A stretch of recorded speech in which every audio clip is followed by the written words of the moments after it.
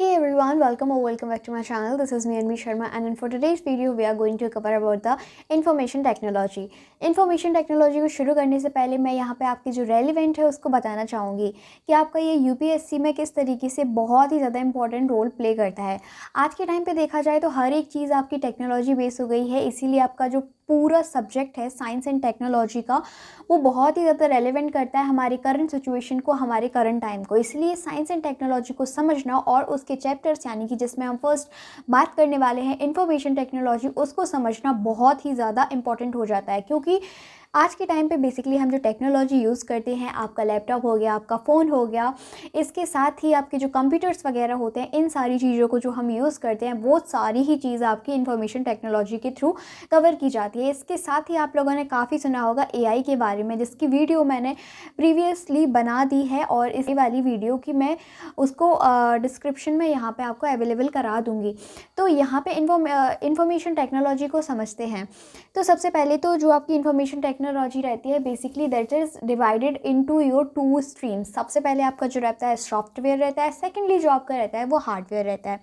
Software basically क्या होता है, this is basically a intangible thing which can not be touched, यानी कि आप इसको टच नहीं कर सकते हो। फॉर एग्जांपल जब आप लोग लैपटॉप वगैरह ओपन करते हैं तो हम उसमें देखते हैं कि आपका जो विंडोज़ वगैरह रहता है, हम बात करते हैं जब हम कोई भी लैपटॉप परचेज करने जाते हैं तो हम उसमें बात करते हैं कि आपकी कौन सी विंडोज़ चल रही है, विंडोज़ 11, विंडोज़ 12, ये सारी चीज़ें जो रहती हैं वो आपके बेसिकली इससे कवर होती हैं। तो ये सारी जो चीज़ें रहती हैं, आपका MS ऑफिस हो गया, आपका iOS वगैरह हो गया, ये सारी चीज़ें रहती हैं जो आपकी सॉफ्टवेयर में कवर की जाती हैं। साथ ही जब हम बात करते हैं हमारे हार्डवेयर की, तो ऐसी चीज़ें जिनको आप टच कर सकते हो, दीज आर टेंजिबल। बेसिकली आपका जो प्रोसेसर होता है, आपका जो CPU होता है, इवन आपका जो कंप्यूटर रहता है, दीज आर द थिंग्स। और बेसिकली हम ये कह सकते हैं जो आपके फिजिकल कंपोनेंट्स रहते हैं, जिनको हम अपनी आंखों से देख सकते हैं, जिनको हम टच कर सकते हैं, they are called basically your hardware.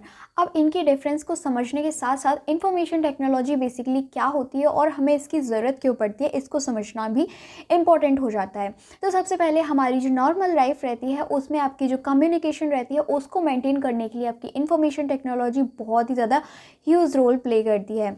पहले हम आपके ईमेल को समझते हैं। ईमेल के बाद में आपकी जो वीडियो कॉन्फ्रेंसिंग रहती है, इवन आपकी जो सोशल मीडियाज़ रहते हैं, इन सारी चीज़ों का यूज़ हम कहीं ना कहीं अपनी पर्टिकुलर लाइफ में करते हैं। ईमेल्स जिसके थ्रू आपके जो मैसेजेस वगैरह रहते हैं, जो आपके डॉक्यूमेंट्स वगैरह रहते हैं, जो आपके डेटा वगैरह रहते हैं, उनका एक तरीके से ट्रांसफ़र किया जाता है। इसके बाद में जब हम लोग आपकी जो वीडियो कॉन्फ्रेंसिंग रहती है, जैसे आपकी जूम पे जो आपकी मीटिंग्स वगैरह कराई जाती हैं, जो आपके ऑनलाइन बिजनेसेस वगैरह किए जाते हैं, तो ये सारी चीज़ें रहती हैं वो वीडियो कॉन्फ्रेंसिंग के थ्रू आप प्रोवाइड करा सकते हो। फिर इसके साथ इंफॉर्मेशन टेक्नोलॉजी में आप कम्युनिकेशन में आप सोशल मीडिया को यूज़ करते हो, आप लोग ट्विटर यूज़ करते हो, फेसबुक यूज़ करते हो, इंस्टाग्राम यूज़ करते हो। तो एक तरीके से ये इन्फॉर्मेशन जो चीज़ें रहती हैं वो आपको कहीं ना कहीं और ग्लोबली कनेक्ट करने का काम करती हैं।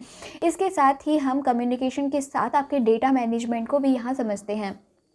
डेटा मैनेजमेंट में बेसिकली ये जो भी आपके बिग डेटास रहते हैं। अब बिग डेटास क्या होते हैं, तो बिग डेटास बेसिकली ऐसे डेटास होते हैं जो आपके बड़े बड़े प्लेटफॉर्म रहते हैं। फॉर एग्जांपल आपका फेसबुक हो गया, आपका इंस्टाग्राम हो गया, तो यहाँ पे डेली हम लोगों के थ्रू कोई ना कोई चीज़ें पोस्ट की जाती हैं। तो उन पोस्ट को सिक्योर करने के लिए, उन पोस्ट को प्रोटेक्ट करने के लिए बेसिकली जो डेटा रहता है, जब हम लोग उस चीज़ पर्टिकुलर ऐप में वो चीज़ डाउनलोड करते हैं तो वो एक तरीके से एज ए डेटा काम करता है। और बहुत सारे लोग ग्लोबल लेवल पे ये सब काम कर रहे हैं, तो जो वो डेटा रहता है वो बहुत ही ज़्यादा ब्रॉड फेज में रहता है, इसलिए उसको आप बिग डेटा कहते हैं।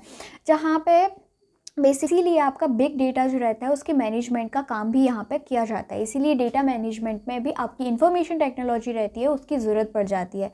और थर्ड हम बात करते हैं आपकी ऑटोमेशन एंड एफिशिएंसी की। ऑटोमेशन एंड एफिशिएंसी क्या होती है, तो कोई भी इन्फॉर्मेशन जब आपको घर बैठे प्रोवाइड करा रहे हैं लोग, तो एफिशिएंसी क्या होती है। एफिशिएंसी बेसिकली यही होती है कि आपको घर बैठे वो चीज़ प्रोवाइड कराई जा रही है, आपको कहीं फिजिकल आपको बाहर वर्क नहीं करना पड़ रहा है उस पर्टिकुलर चीज़ के लिए। तो बेसिकली ये आपकी जो रहती है वो आपकी एफिशिएंसी को शो करती है। फिर इसके साथ ही हम बात कर लेते हैं हमारे कोलैबोरेशन एंड टीम वर्क की, यानी कि जब आप ये काम जो करते हो, जब इंफॉर्मेशन टेक्नोलॉजी में काम करते हो, तो बेसिकली आपकी जो पब्लिक एंड प्राइवेट पार्टनरशिप रहती है उसका कोलैबोरेशन का कहीं ना कहीं होता है, जिसके थ्रू आपकी जो चीज़ें रहती हैं और टेक्नोलॉजी रहती है, मैन्युफैक्चरिंग का काम रहता है, वो और ही ज़्यादा इफेक्टिव वे में किया जाता है। इसके साथ ही आपका बेसिकली जो ई कॉमर्स रहता है, इसके साथ ही आपका जो ऑनलाइन बिजनेस रहता है वो भी बहुत ज़्यादा हेल्पफुल रहता है। इन सेंस अगर हम ई कॉमर्स की बात करते हैं तो बेसिकली आपकी जो पेमेंट वगैरह की जाती है, डिजिटल पेमेंट वगैरह की जाती हैं, आप अमेजोन यूज़ करते हो, फ्लिपकार्ट यूज़ करते हो, मिंत्रा यूज़ करते हो, तो दीज आर बेसिकली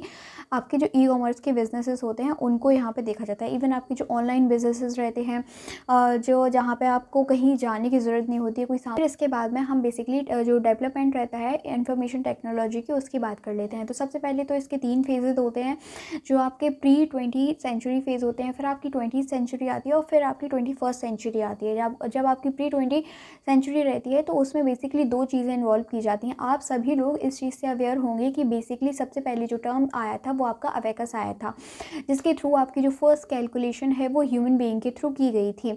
इसके साथ ही आपके जो 20th सेंचुरी आती है तो वहाँ पे बहुत सारे ऐसे मशीन्स वगैरह हैं, वहाँ पे उनका इंट्रोडक्शन होना शुरू हो जाता है, यानी यहाँ पे कैलकुलेशन बेस्ड चीज़ें बनाई जाती हैं, आपके कंप्यूटर्स वगैरह बनाए जाते हैं, जो पर्सनल कंप्यूटर्स वगैरह रहते हैं।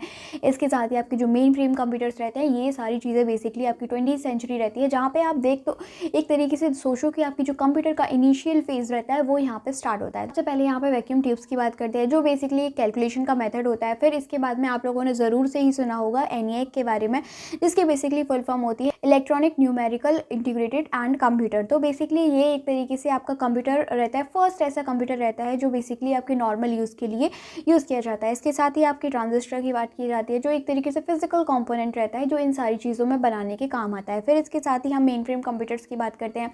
मेन फ्रेम कंप्यूटर से आज के टाइम पे कौन ही अवेयर नहीं रहता है। मेन फ्रेम कंप्यूटर रहते हैं जो एक तरीके से बिग डेटा रहता है, जैसा कि मैंने आपको अभी बताया था कि बिग डेटा बेसिकली होता क्या है। तो मेन फ्रेम कंप्यूटर आपके जो बड़े बड़े ऑर्गेनाइजेशंस रहते हैं, बड़े बड़े इंस्टीट्यूशन रहते हैं, वहाँ पे यूज़ किया जाता है, जहाँ पे आपका जो डेटा रहता है पर डे चेंज होता रहता है। फॉर एग्जांपल अगर हम हेल्थ सेक्टर की बात करते हैं तो वहाँ पे जो आपके पेशेंट रहते हैं उनका नंबर बाई नंबर और डेली रूटीन में लगा रहता है। इसीलिए इस डेटा को कलेक्ट करने के लिए आपको एक छोटे मोटे कंप्यूटर की नहीं, एक बड़े कंप्यूटर की ज़रूरत पड़ती है, सो दैट वो एक तरीके से प्रोटेक्टेड रहे, सिक्योर रहे और एक तरीके से वो उसमें हैगिंग का कोई इशू ना आए। इस तरीके से आपके जो मेन फ्रेम कंप्यूटर हैं वो काम करते हैं। इसके साथ ही हम इंटीग्रेटेड सर्किट की बात कर लेते हैं, जो एक तरीके से आपका एक फिजिकल कॉम्पोनेंट रहता है और ये बहुत ज़्यादा पावरफुल कंप्यूटर्स माने जाते हैं। और ऐसा माना जाता है कि जो आपके इंटीग्रेटेड कंप्यूटर रहते हैं वो एज अ मिनी कंप्यूटर हैं, वो ट्रीट किए जाते हैं। इसके साथ ही हम पर्सनल कंप्यूटर यूज़ करते हैं, फॉर एग्जांपल आपके जो जनरल यूज़ के लिए, फॉर एग्जांपल अगर हम और आप जैसे लोग जो यूज़ करते हैं, these are called the personal computers. इसके साथ ही हम आपके जो internet and world wide web की यहाँ पे बात करते हैं, जहाँ पे मेनली आपका 1980s में इसको इंट्रोड्यूस किया गया था। अब हम ये 20th सेंचुरी की बात होती है, जहाँ पे बेसिकली आपकी जो कंप्यूटर्स है उनका एक तरीके से मैन्युफैक्चरिंग यहाँ पे किया जाता है। अब हम 21st सेंचुरी की बात कर लेते हैं, जो आज के टाइम पे बहुत ही ज़्यादा इंपॉर्टेंट होते हैं और करंट टाइम पे हम उनका यूज़ भी करते हैं। सबसे पहले आपका मोबाइल टेक्नोलॉजी की बात करते हैं, यानी कि 21st सेंचुरी में ही आपकी जो मोबाइल टेक्नोलॉजी है वो फ्रेम हुई है। इसके साथ ही हम क्लाउड कंप्यूटिंग की बात करते हैं।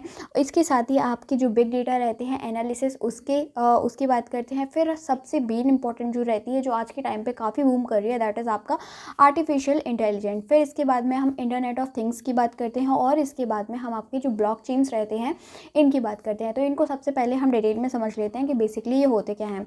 सबसे पहले हम अपने मोबाइल टेक्नोलॉजी की बात करते हैं, जिसमें बेसिकली आपका जो फर्स्ट टाइम स्मार्टफोन्स वगैरह हैं वो 2007 में यूज़ किए जाते हैं, जिसको बेसिकली आप लोग आईफोन के नाम से भी जानते हो। या जी हाँ, जो आईफोन्स वगैरह हैं वो आपके 2007 में बेसिकली इनका जो इनिशियल पार्ट है वो स्टार्ट हुआ और ये यहाँ पे बेसिकली लोगों के द्वारा यूज़ किए गए। सेकेंडली हम बात कर लेते हैं आपके क्लाउड कंप्यूटिंग की। तो क्लाउड कंप्यूटिंग बेसिकली होते क्या है? तो क्लाउड कंप्यूटिंग का बेसिकली मतलब होता है कि आपका जो पर्सनल डेटा रहता है, जैसे आपकी फ़ोटोज़ वगैरह हो गई, आपके जो डेटा वगैरह हो गए, आपके जो डॉक्यूमेंट्स वगैरह हो गए, तो बेसिकली ये उनका एक स्टोरेज रहता है। हम लोग ऐसे जनरली देखते हैं अपने फ़ोन वगैरह में इन सारी चीज़ों को रखते हैं, तो उसके थ्रू क्या होता है, हमारा जो डेटा रहता है, जो हमारा जीबी रहता है वो कम पड़ जाता है, यानी कि रैम और रोम की जो मात्रा रहती है वो कम पड़ जाती है। इसीलिए आपके जो क्लाउड कंप्यूटिंग है वहाँ पे हम अपनी जो फाइल्स रहते हैं उनको सिक्योर करके रख लेते हैं, और जब कभी भी हमें ज़रूरत पड़ती है तो हम इंटरनेट के माध्यम से बेसिकली उनको डाउनलोड कर लेते हैं। तो ये इस तरीके से आपकी जो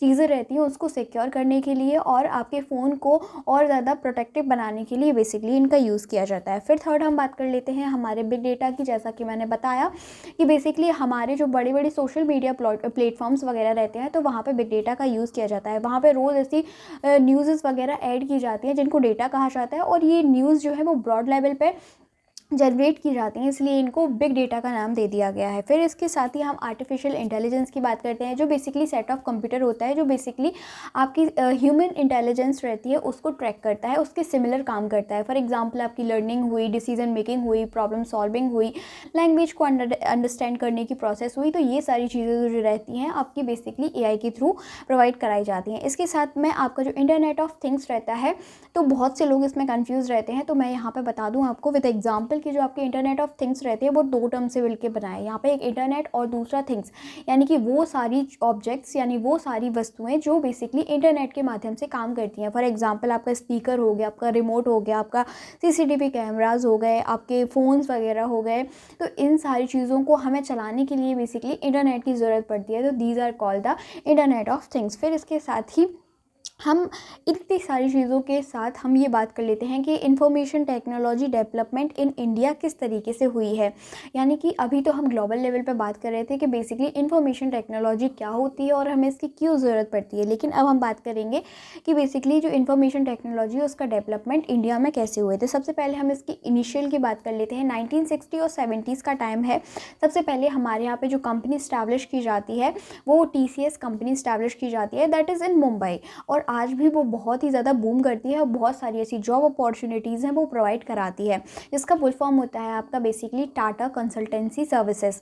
तो ये आपकी जो TCS रहती है कंपनी, ये एज अ सॉफ्टवेयर इंडस्ट्री आपकी जो है काम करती है, जो बहुत ही ज़्यादा बूम प्रोवाइड कराती है आपकी इंफॉर्मेशन टेक्नोलॉजी को। तो सबसे पहले हम टेक्नोलॉजी अडॉप्टेशन की बात करते हैं, जहाँ पर बहुत सारी ऐसी चीज़ें हैं जिनको हमारे इंफॉर्मेशन टेक्नोलॉजी को प्रमोट करने के लिए, हमारे IT सेक्टर को प्रमोट करने के लिए किया गया। सबसे पहले हम हार्डवेयर और सॉफ्टवेयर की बात कर लेते हैं, फिर उसके साथ ही हम टेलीकम्युनिकेशन की बात करेंगे, फिर आपकी जो Y2K बूम रहता है उसके बारे में बात करेंगे, फिर गवर्नमेंट ने किस तरीके से आपको जो सपोर्ट है वो दिया हुआ है उसके बारे में बात करेंगे, और फिर हम बात करेंगे पब्लिक और प्राइवेट जो आपकी पार्टनरशिप रहती है, जो आपका कोलैबोरेशन रहता है बेसिकली उसके बाद। सॉफ्टवेयर वगैरह जो रहते थे वो बेसिकली आपके इम्पोर्ट किए जाते थे। फिर इसके बाद में 1970s के बाद में बेसिकली जब आपकी TCS जो कंपनी है वो आ जाती है, सॉफ्टवेयर इंडस्ट्रीज़ की कंपनीज आ जाती हैं, तो हमारे यहाँ से सबसे पहले आपका जो CZ करके सबसे पहले आपका जो सॉफ्टवेयर है वो बेसिकली इंपोर्ट किया जाता है, जो हमारा फर्स्ट यहाँ पे सॉफ्टवेयर इक्विपमेंट था। आज की वीडियो में बस इतना ही। आशा करती हूँ आप लोगों को वीडियो अच्छी लगी होगी, और अगर इससे रिलेटेड आपको और ज़्यादा इंफॉर्मेशन टेक्नोलॉजी से रिलेटेड आपको और ज़्यादा इन्फॉर्मेशन चाहिए होगी तो मैं आपको वीडियो में ज़रूर प्रोवाइड कराऊंगी। इसके साथ ही हमारा जो अभी 2-3 दिन लगातार जो टाइम पीरियड चलेगा वो आपका इंफॉर्मेशन टेक्नोलॉजी से रिलेटेड चलेगा, क्योंकि 21st सेंचुरी में बहुत ज़्यादा इंपॉर्टेंट रोल प्ले करता है ये साइंस एंड टेक्नोलॉजी, और इवन आपकी जो पेपर्स के पर्सपेक्टिव से देखा जाए तो ये बहुत ज़्यादा इंपॉर्टेंट रोल प्ले करता है। ऑलमोस्ट आपके 2 से लेके 5 तक ऐसे क्वेश्चंस हैं जो बेसिकली आपके साइंस एंड टेक्नोलॉजी से पूछे जाते हैं। और आज के टाइम पे जो मॉडर्नाइजेशन, जो डिजिटलाइजेशन हम फेज़ में रहते हैं, वहाँ पे आपकी जो साइबर सिक्योरिटी रहती है उससे रिलेटेड भी कंसर्न्स काफ़ी ज़्यादा जोड़े जाते हैं। इसीलिए आप अगर किसी भी टेक्नोलॉजी का यूज़ करते हैं तो उसको अच्छे से करें और अपना ध्यान रखें। Thank you so much, love you all.